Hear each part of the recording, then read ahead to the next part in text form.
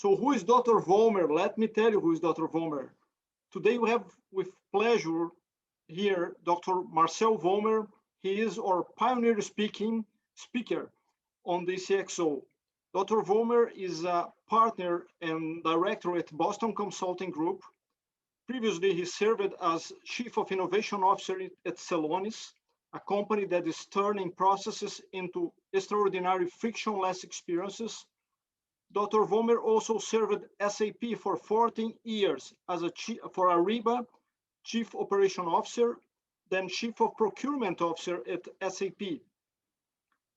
As in the end of his career with SAP, he served SAP as Chief of Digital Officer for the Cloud Group, where he helped SAP customers to define and drive digital transformation strategies globally. So without further ado, Dr. Vollmer is here with us. I hope that everybody can hear that. Just confirm that is okay for you, the image, and I will take myself off right now. Dr. Vollmer, is everything with you okay? Perfect, Ricardo. First of all, many thanks for the nice introduction, and hello everyone. It's a great pleasure being here today, and highly appreciate the warm welcome as well as having the opportunity sharing some insights. Ricardo and I, we know each other and we are very actively engaged also on social media. It's always amazing seeing the great content he's sharing, and very happy to discuss a little bit how supply chain, but also procurement is transforming post-COVID-19 right now, focusing on customer experience as well as also on one of the top priorities, which is sustainability. And that's the main purpose of the presentation. First of all, guys, I'm very sorry. I would love to be with you in person, but we all know this is not only not possible, we still don't have really a date when it will be possible again. The reason for that is unfortunately still the ongoing crisis, the coronavirus crisis, what we have. United States is doing an amazingly great job in getting the people vaccinated, more than 100 million. I hope it also will move on and accelerate fast in the rest of the world, and hopefully we will soon see us. If this is not possible on the one side, there might be another option I was really excited about, having holograms in the future, which can also contribute to having less travel. So what do I want to cover on that? Basically, let's start a little bit with global trends, what's currently going on, then the net zero challenge on sustainability, and how to really bring CO2 reduction to life and make it happen. When we look at the global trends, and I don't want to educate you and make it fairly short, but I think overall we are aware about the economic situation. Fortunately, even due to the pandemic, the overall economy is not so bad. We see a two-speed world. When you look at intra-Asia, Africa, for example, on the one side, United States, Europe and China on the other side. But basically, overall, I think the economy is fortunately really evolving and continuing growing in 2021, which is definitely a great signal.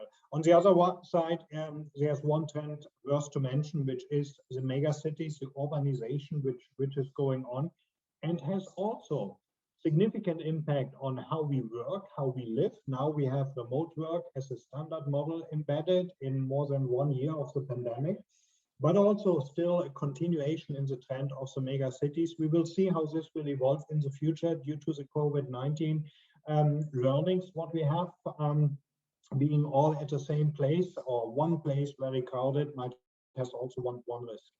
On the other side, there are terror trends, what we see. Sustainability is one of them. We only have one planet, so therefore we need to be careful with the resources. On the other side, by seeing the mega cities evolving, we need also to look in infrastructure. I was very impressed about Joe Biden coming up with a very large infrastructure plan, more than 1 trillion investment overall, what he plans to do in the next years, in the next decade. It is really amazing seeing such a huge investment going on, but also needed. I lived 3 years in Atlanta, Georgia, And amazing seeing also the life and being part of the life in the United States. I definitely love it, as well as my wife does. On the other side, the infrastructure was sometimes really a little bit challenging. And those of you who have been or living in the United States know what I'm talking about. One thing, by the way, even 3 years in the United States did not really work out very well for me is my strong accent. Sorry for that. So you see, I'm a German, you can hear that. And I worked hard on my accent, but I totally failed on that. Perfect, don't worry. Thanks, Ricardo, appreciate that. So another area is technology. And I'm a tech guy, and not a big surprise, more than 14 years at SAP, driving lots of digital transformation projects. And by the way, I'm now as partner here at BCG, also supporting lots of our clients by really thinking about what is the right strategy for the future, what are disruptive technologies with real use cases, with business cases worth looking after and realizing it. And one element is definitely the e-commerce, what we see. Now a shift to m-commerce, the mobile business. Everyone has mobiles, and even countries or continents which are not so evolved like others, like Africa as one example, the entire business basically is already mobile. And that's something also what we will see, what might be another shift in how we really work with the devices before we probably in the future might not even need them if everything really is connected. But that's probably far out now, what I'm talking about. But the digitalization will definitely move on with all the impact, starting with big data, analytics, the insights, descriptive data, what we are using, prescriptive data. Probably in the future, it will be really prescription what's going on, supported by machine learning, artificial intelligence, also new technologies like blockchain, or I like more saying distributed ledger technology, might move on as well. The other mega trends we see around the world, demographic shifts, what's happening right now, as well as uncertainty. And uncertainty is definitely something which is concerning all of us, because we need to think, and supply chains are definitely at an inflection point. What is now the vision, what to do, and how to think about the future? Before we do that, I think let's start by looking now into the current challenges. And one main reason for uncertainty definitely is the COVID-19 crisis. You see here the pattern, what's going on from flatten, which was the first thing after the big COVID infection rates and the lockdowns, what we have seen all over in the world. It's still not over. Here in Germany, by the way, as we speak, currently, government is discussing coming up with another extended period, 2-3 weeks, with a very hard lockdown. Even people not being allowed to go out in evening hours. This might come very, very soon. We will see. But basically, the fight is now getting the vaccination up to speed, and hopefully in the future, and you see a very optimistic trend here, going down to zero. Hopefully this will happen, and hopefully also the mutation will not accelerate to create negative impact here. What does it mean now when we look on the supply chain side and for procurement? So first of all, on the left side, let me start by saying that I like certain things very simple. And for me, supply chain is plan, source, make, and deliver. That's what you see here. And the sourcing side is basically procurement, what we are talking about. And currently, we see definitely 3 big challenges out there, what companies are doing. De-risk the supply chain, number 1, because we all have seen what can happen if a city like Wuhan is getting shut down. I think we learned a lot about how many of our businesses impacted, of our supplies, no longer coming from China to Europe, to the United States, to all parts in the world, Australia as well, but even within Asia, we have seen that. So everyone is currently looking on the risk management to make supply chains more resilient. On the other side, it is a reduction also of cost. Very simple. Direct and indirect supplier spend, what you see here. is the second priority. And the third one is foster also a different way in collaboration. On the one side, it is thinking about innovations. On the other side, like mentioned, the risk management and mitigation strategies. How do you do that? You can't do it by yourself. You need to collaborate and think about how to do it with suppliers together. And let me quickly give you an overview of what I'm talking about.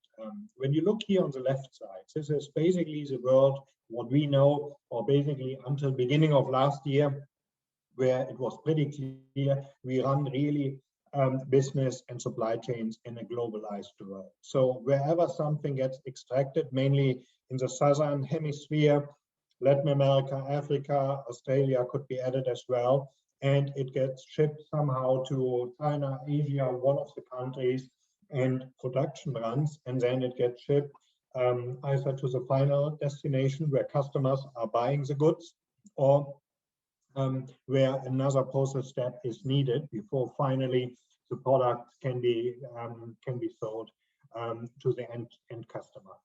What we are seeing now is looking more on the value chain and focusing more on a regional footprint. The reason for that is not only the risk mitigation, which is one driver, it is also thinking about sustainability, but also thinking about the cost. This is something where we see currently that there is a trend, looking really, how can we ensure that we are getting supplies? The face mask, where an interesting example, seeing that around the world, what's happening if the product is no longer available. We also learned, and for us in Europe, it was very interesting seeing that, wow, the machines are mainly produced in Germany. The textile used for the face mask also produced in Germany, but the face mask production, this was done in China. And now you see the shortage which came up is that basically the ships could no longer run and provide the face mask globally. And this is also something where you see, wow, everything is connected. How can you mitigate this in the future and run? We could argue now, and basically was very interesting seeing that the Suez Canal was totally blocked and hundreds of ships could not go through. There are definitely events also where we need to be prepared, and uncertainty is something what we need to plan in supply chain management. You might argue we are doing that already, and you might have years of experience in doing so. I learned it, by the way, the hard way. By 2011, when I got appointed as Chief Procurement Officer at SAP, what happened in that year, probably some of you might remember Fukushima. I just got reminded today because it seems now the contaminated water is planned to go back into the sea after a certain filtering process. And this was just a reminder for me about, wow, Fukushima was also such an event. No one was really getting which of the suppliers are getting impacted by that. What's really happening? And this is definitely also showing you need to have more transparency, and you need to think about how to secure your supply chain and make it more resilient in the future. So, Dr. Vomer, go ahead. I really apologize. Can I ask you a question during the time that you're speaking? Anytime, no worries. Just a short question. Do you see that supply chain becomes more efficient during this time of COVID? Because everybody improved their delivery. If you remember in the beginning of COVID, that the companies was everybody was struggling to delivery, and then suddenly becomes so good that it's super fast now, even in Germany, that often is very, very slow. What's your take on that, and what you saw in terms of data that BCG is collecting? So that's a great question, and I definitely would say yes.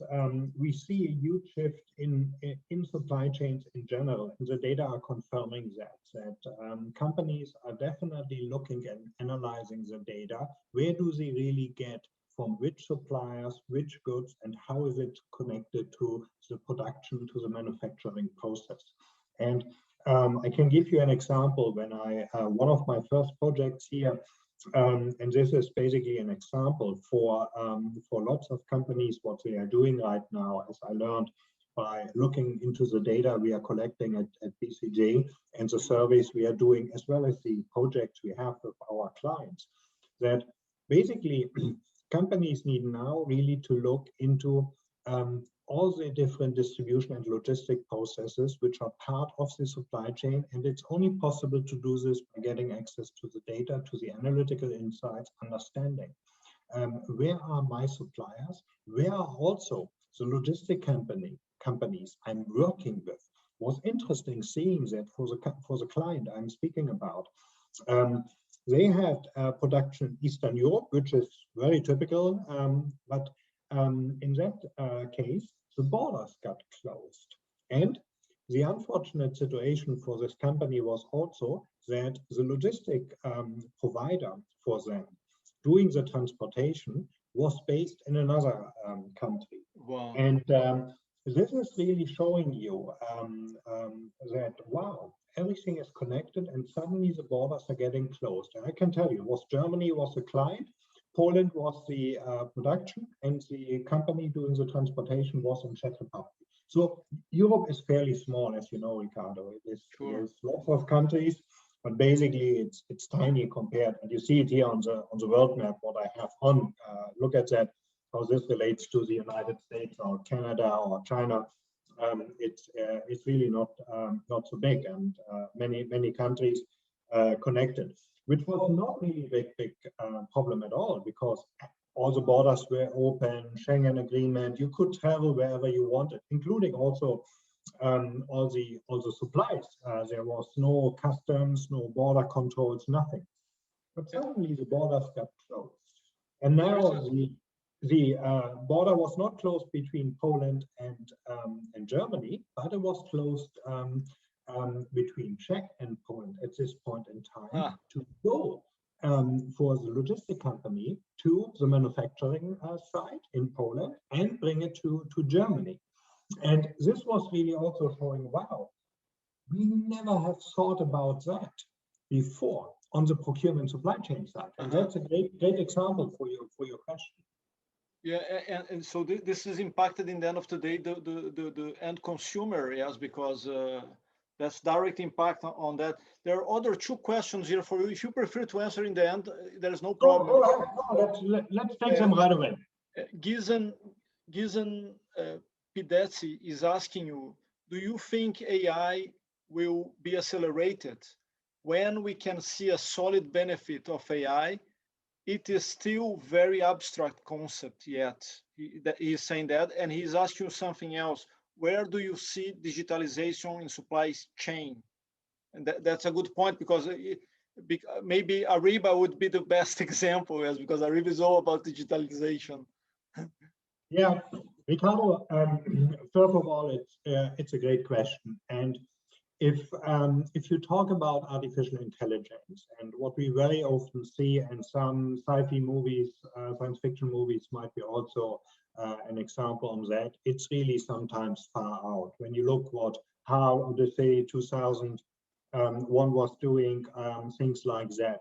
But when you look more on a practical example, and therefore I really like that question, there's much more AI currently in the way we work and live than some of us might expect. And let's just briefly explain that artificial intelligence is a broader term. Machine learning is a subset of artificial intelligence, and deep learning is a subset of that.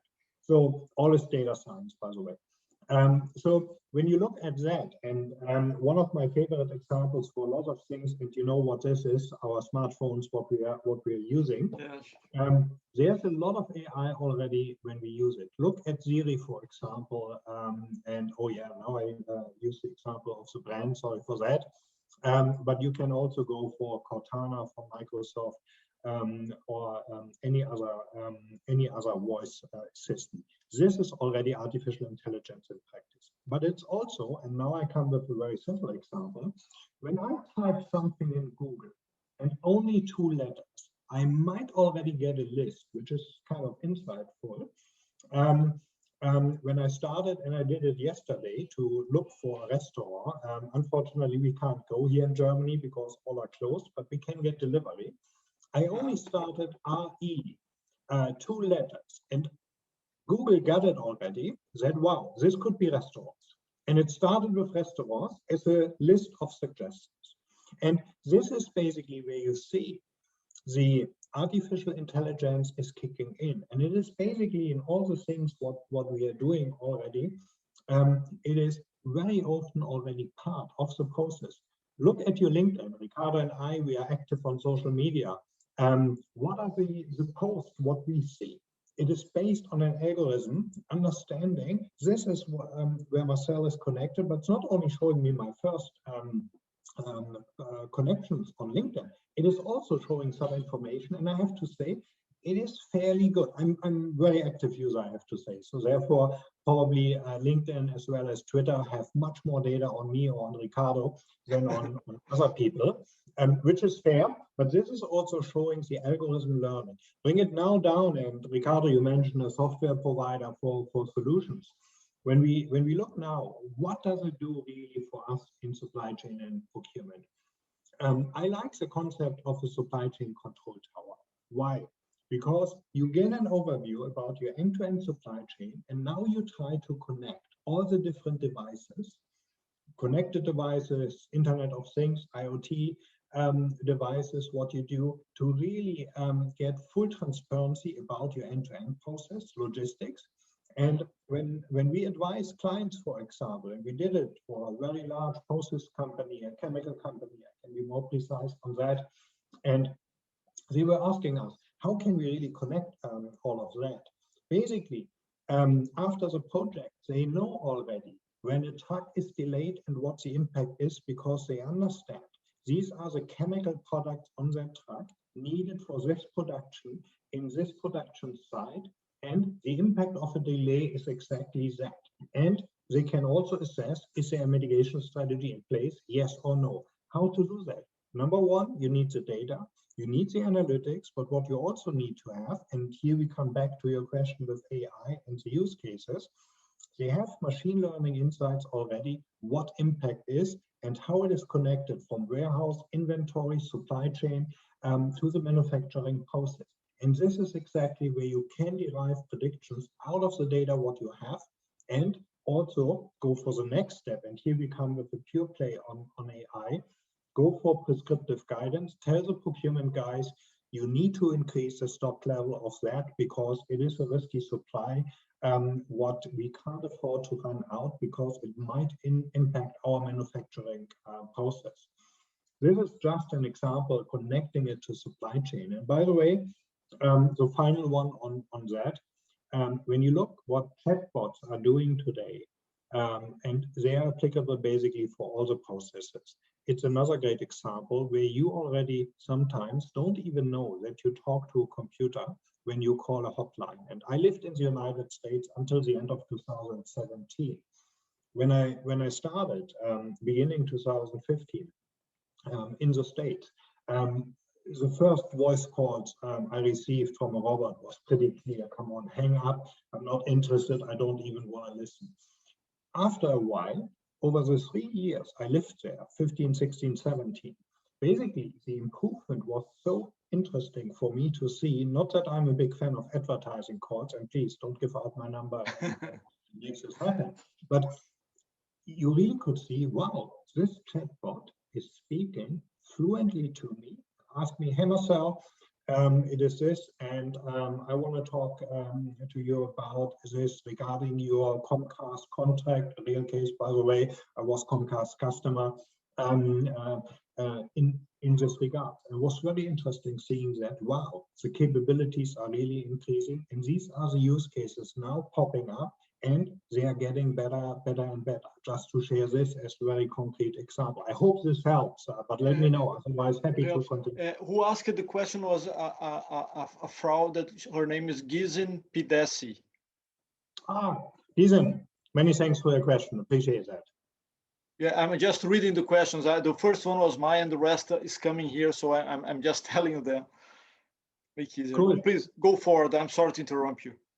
Ricardo, anytime. No, and really, many thanks, Gizen and Ricardo, for the questions. I think let's make it interactive. I'm not here just to present certain slides. I'm here now to engage with you, and I really like to answer your questions and also getting your feedback. If you tell me, hey Marcell, I don't buy it or I see it differently, fair enough. So I have certain data I can share with you on what we are doing and what we see on the client side. And very happy also getting your feedback, how you see it from your practical experience. Another two examples, and I want to make it very, very brief to not stress this too long, but a great example, what I really like, and I mentioned foster collaboration. Why is it important? So we elaborated a little bit on the risk management side, making supply chains more resilient. You only can do this when you talk to your supplier and you need the data to understand which are the critical ones. On the other side, there are two more aspects I want to highlight with that. And you see an example because in the past, I was very often on stage and I used the smartphone and I mentioned, hey, the Gorilla Glass is a great example for supplier-driven innovation.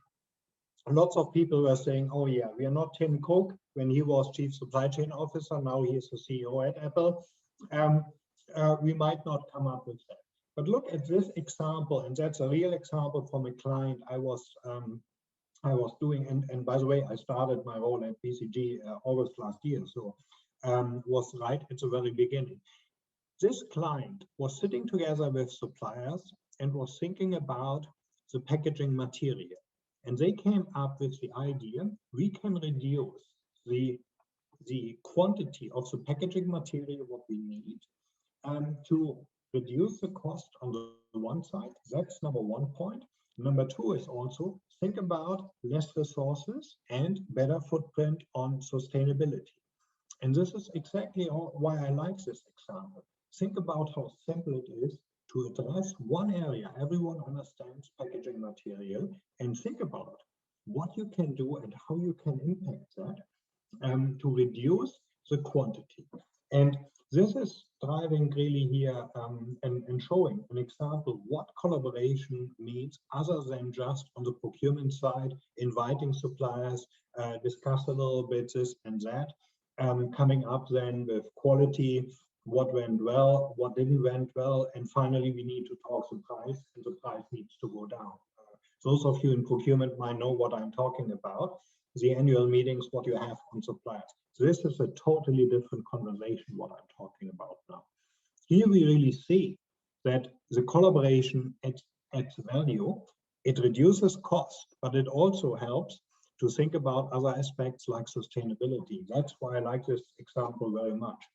Another element is here, we see a huge qualification, and by the way, lots of companies are using machine learning algorithms, looking into alternative sources for the risk mitigation strategy to ensure that in the case supply chain gets interrupted. And look at the Suez Canal. Whoever would have thought about, after all what happened, that now the entire Suez Canal gets blocked. And this is, by the way, a 15,000 kilometer detour when you can't go through the Suez Canal here in Egypt, when you need to go around Africa and basically then go to Europe, wherever the final destination is. This is also giving a great example on what's needed to do.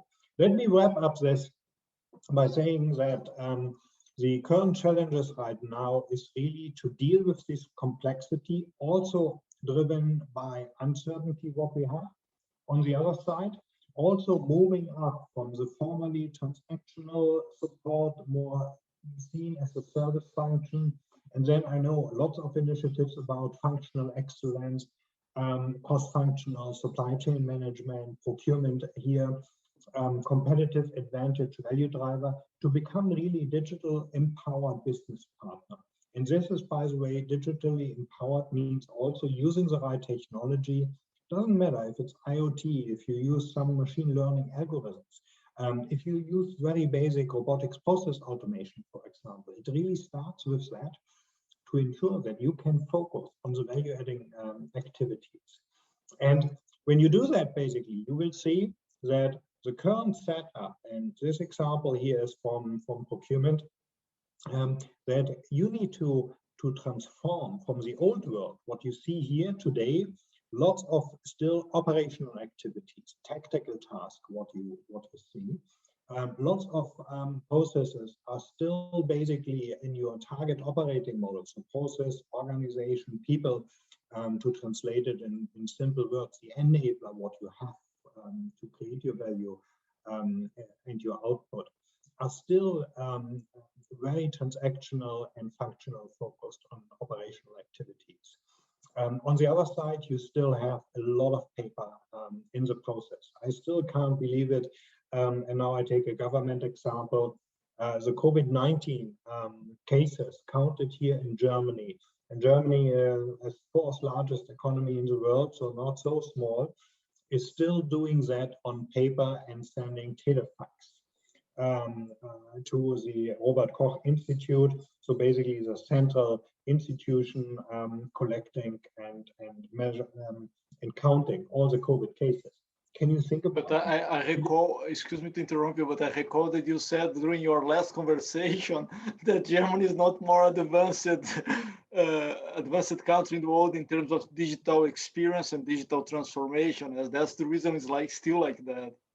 Correct me if I'm wrong. Ricardo, you're perfectly right. And it is sometimes really shocking when you see, and the mobile is, I will not show the smartphone again.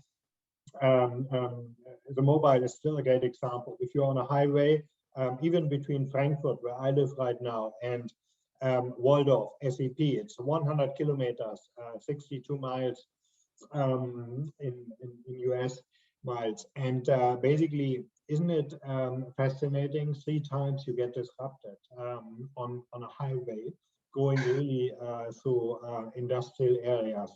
But it's not only here, it is basically everywhere where you see it. It is still a big challenge. And now think about autonomous vehicles, what you need, the latency, the direct connection being online, and also the cars need to build an edge network to basically connect and communicate. This is definitely a leapfrog what needs to get done. Germany, I think, is on 26 or 27 from 30 European countries in the fiberglass coverage. I think it's 3-4%, something like that, definitely below 5%.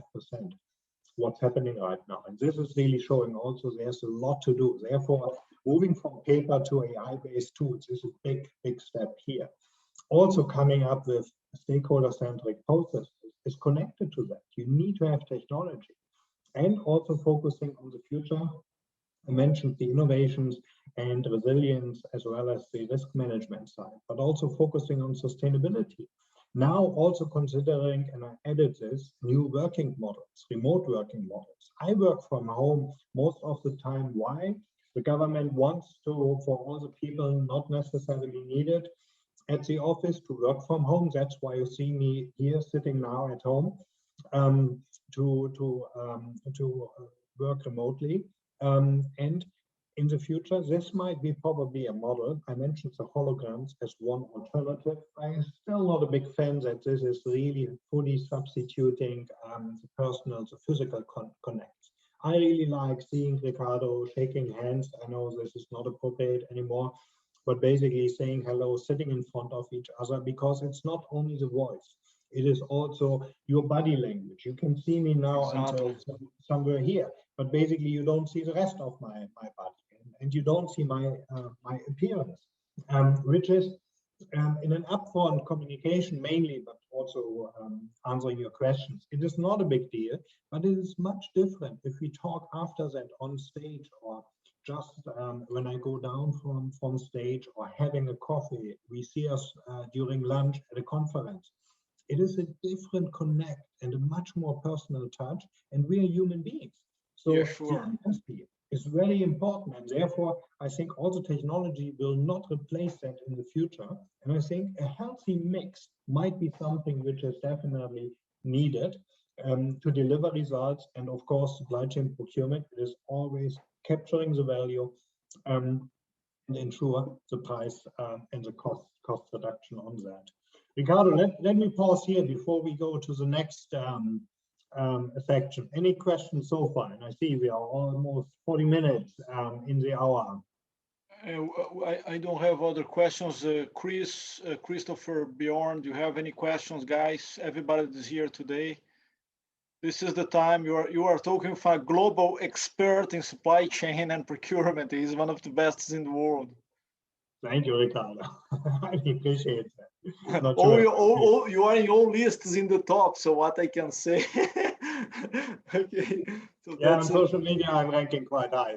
That's true. Yeah. yeah. That's But true. I know you, and you are among the best, really. I have a question for you. Uh, in the beginning, supply chain, and I don't know if you are aware of a company that calls Intra in the we used to call Intra in the US that was doing freight forwarding, and they was dealing all. They changed the name. I just don't recall the name right now, but in the supply chain in this area of freight forwarding of containers, especially what we have here in Germany and in Rotterdam and here in Hamburg, the focusing experience was really actually was no focusing experience for the people, how you transfer the container, what will happen with the container. Only the communication was important, not the container, not the ship, not nothing about customer experience. How do you see this coming? And that's I think is a question related to what Gissen asked you before. How do you see the supply chain hugging in certain way customer experience today? Because customer experience is not just about customer, and coming from SAP, you know better than me, that's about the employees, about everything. And this and the niche of supply chain is very like old style. If you take a look in Hapag-Lloyd or Hamburg Sud, they look like Mhm. companies of 100 years ago, as in the style and the management. What is your take on that? That's something that is can give us a clue about what's going on in the daily life of experiences in supply chain. Ricardo, that's a great question. Another great one on the connectivity and also getting full transparency on the data. I think the main priority definitely is, and you mentioned some shipping providers or the logistic company Intra in the States. Whatever the company is, basically, you need to have the data to really know. And what does it mean? Let's go for a practical example. When you know when a ship leaves in China or in the States or wherever, basically you have already one very important data point, because if you see that the ship is already delayed by leaving, you know what it means, because it takes a certain time, 5 days, to go, for example, from the East Coast to Europe by ship. And that's definitely something what you need to consider. Having information, knowing, understanding it, and think now about another example. Coming back to the question on artificial intelligence, where we're using it is when we travel. And I'm not talking about flights. I'm talking about driving by cars, using Waze, for example, Google Maps, Apple Maps, whatever you are using. Mm-hmm. Basically, real-time traffic information are giving you an update and giving you a chance to react. This is exactly the same what you need by understanding, oh wow, the ship might have left a little bit later. What does it mean? Now, the ship might arrive at a harbor at the port in time.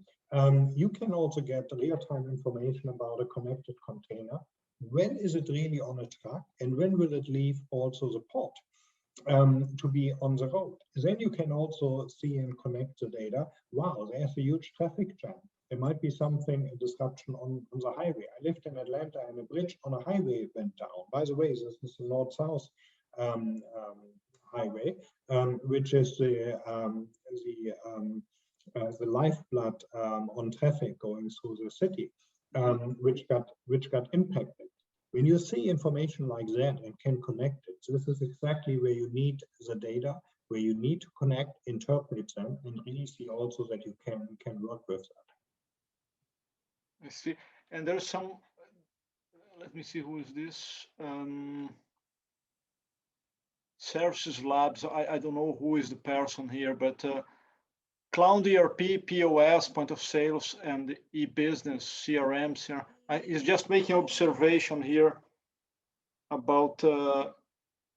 So we set up, plug in, play, supply chain, which also can be. What's the question is not clear for me. Oh, Bjorn is asking, but your question is not clear, Bjorn, so I cannot ask the question. Okay. If you can Probably stand. Björn can rephrase that. And shall I move on to show? I think it's only it's not so many slides, and I could share some insights on sustainability. But I'm very happy also to continue the conversation about data and artificial intelligence. No worries about that. Go forward as you think, based on your presentation in the way that you put it that before you come here. So that's all right for us. Can we build supply chain towers and for e-logistics? Yeah, sure. So absolutely, that's a great question. I think it was beyond what you mentioned, Ricardo. So if this is the question, I definitely would answer it. Sorry, I moved on. I would definitely answer it with a yes, because this is exactly also where you see you need a supply chain control tower to really oversee end-to-end your supply chain and connect as many steps as possible. And logistics, I made an example with the ship and the truck. You need to connect where are your supplies coming from. Also, when we want to talk, and probably we have some minutes about sustainability, we need to understand where do we get the raw material from? Where do we really ensure that we are that we know when is every step in the supply chain, in the logistics process, which is absolutely key. When you understand, oh wow, this truck was already delayed, or the ship is now delayed, you can calculate and think already about it. What does it do to your manufacturing process? On the other side, talking about the needed information now on sustainability. Why is it needed? Because customer experience, customers only want to buy if they understand where do the products come from. In the past, it was mainly driven by the price. And of course, price is still important. I don't want to say that this goes away. But I see also that more and more customers are now looking into it. Where do I get my products from? What is really in the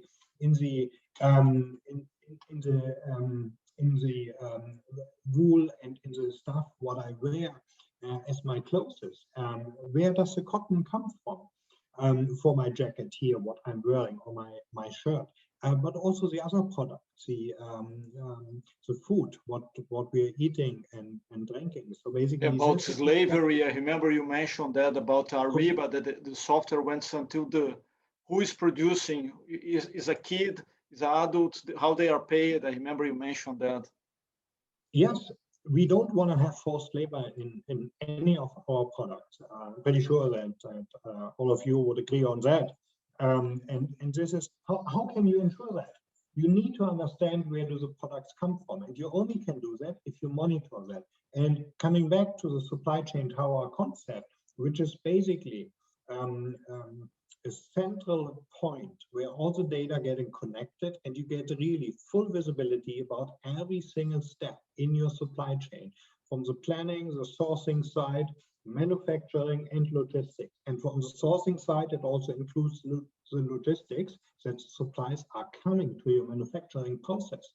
And of course, we want to understand where do we get the products from, what is really also part of the products, and does it make sense also that the products are getting shipped around the world? Do I need to get the tomatoes, the vegetables from a country far out, or is it possible also probably to get it from a location, from a regional provider, much closer to save logistics and transportation costs? How do you connect all the information? How do you get it? And this is exactly where supply chain control tower helps you with. I see. And you have some observations here on one question. So first of all, Christopher Brooks, which is ambassador to the CXO. I'm good, really enjoying the insights. He's enjoying your talk. And unfortunately, today we are trying, because I didn't know that I have to put sounds for the people to talk with you, but that's a trial. This is the first one. I promise the next one will be much better. Be professional. The second question is from Steve Belgraver, which is in Holland, and he's a member of the ECXO. How does the changing and development field of supply chain management impact and influence the customer experience? He's asking you that.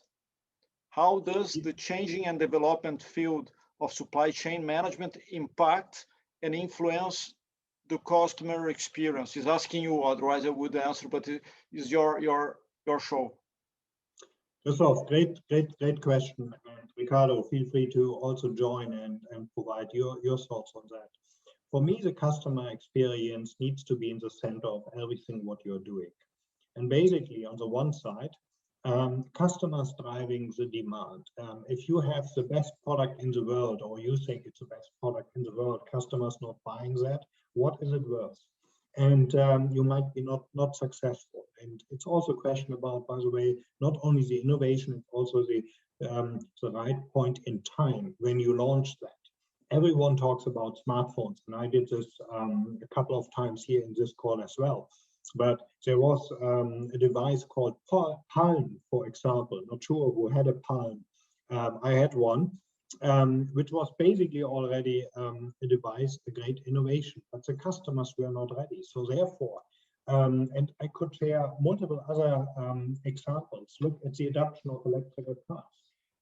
It was a great innovation, great idea, but it started very slow, and Tesla needed to come to really disrupt with an entirely new model, and they figured out they can't sell the cars if the charging does not work. And not everyone can have a charging station at home. Some people might live, and Tesla was founded in at the West Coast, might live in San Francisco, where you don't have a garage. So therefore, they provided also the infrastructure. And this is exactly also where you see why it is so important that you really think about the end-to-end process, and supply chain is an end-to-end process, needs to be, and also think about how do you link it to the customer experience. Customer demand is driving what you need to provide and what it makes sense to produce. That's the reason, for example, why smartphones are so successful, why Netflix is so successful in a different industry, and I'm switching now the industry by purpose. But you can take also multiple other examples. Look at Google, the great success of the search engine. 96% of the people here in Germany are using it. And everywhere. Everywhere, yeah. This is really showing you, in the United States, I think it's also Bing and Yahoo, which still have a certain share on the market, on the search engine market. But nevertheless, it is a customer defining also what is important. And therefore, you need to have the data, the real-time information. When I was doing, and Ricardo, we talked about that, when we were introducing the supply chain connectivity for, when I was at SAP for Microsoft, we connected basically the devices, the surface sales data, what customers really buying, to the suppliers delivering the surfaces, as well as also to their suppliers, ensuring that they can provide the right material and products included in the surface. This is also showing you how important it is to look end to end, not only on your product, on your sales numbers, also looking at the data, where do you get it from, the manufacturing process, and then the suppliers, to ensure that the suppliers are also producing enough that you can continue selling. And if the surface production, and we have seen the cycle was not always successful, that the demand is not there, immediately it can have impact on the production, and you can adjust the manufacturing. And this is really why you need the data, and why it's so important really to have all the data around you. Ricardo, any perspective on the customer experience? I know you are a big fan of that. It's interesting that you how you answered that, because my take would be the opposite. My take would be that the supply chain, the question is, how does the changing and development field of supply chain management impact the influence of the customer, impact and influence customer experience?